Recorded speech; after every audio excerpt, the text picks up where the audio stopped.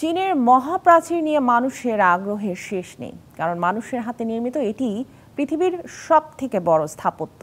সেজন্যই বিশ্বের সপ্তম আশ্চর্যের এই স্থাপত্যটিতে সারা বছরই ভিড় লেগে থাকে দর্শনার্থীদের।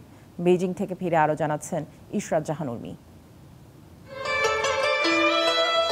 এ যেন সত্যি এক মহা আশ্চর্য। মানুষের তৈরি প্রাচীর, ইট, কাঠ আর পাথর দিয়ে 2300 বছরের পুরনো এই মহাপ্রাচীরের দৈর্ঘ্য 6300 কিলোমিটার। এতটাই চওড়া এই প্রাচীর যে এখানে ঘোড়সওয়াররা কুচকাওয়াজ করতে পারবেন। উত্তরের মঙ্গোলিয়ার শত্রুদের থেকে দেশ রক্ষার উদ্দেশ্যেই চীন তৈরি করেছিল এই প্রাচীর। বেইজিংয়ে ডিসেম্বর মাস, কনকনে ঠান্ডা, তবু ভিড় সাধারণ পর্যটকদের। ঐতিহ্যবাহী পোশাক পরে আসছেন চীনা নারীরা। শিয়া বাটার ও ভিটামিন ই সমৃদ্ধ lily glam beauty soap. Lily, always beautiful.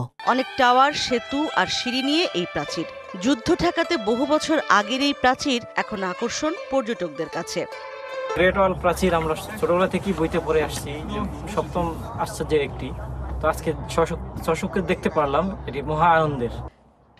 এবার দিয়ে আমি দ্বিতীয়বারের মতো গ্রেট ওয়ালে এলাম। আমার অত্যন্ত ভালো লাগছে। আমি খুবই উপভোগ করছি, আমার খুব ভালো লাগছে এখানে এসে।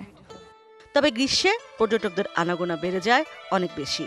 বিশ্বজুড়ে যুদ্ধবিগ্রহ এখনো টিকে থাকলেও এটি হয়েছে সপ্তম আশ্চর্যের একটি। আর তাই তো সারা বিশ্ব থেকে প্রতিদিনই হাজার হাজার, কখনো কখনো লাখ লাখ মানুষও আসে এই প্রাচীর দেখতে। ইশরাত জাহান উর্মি, ডিবিসি নিউজ, বেইজিং, চীন।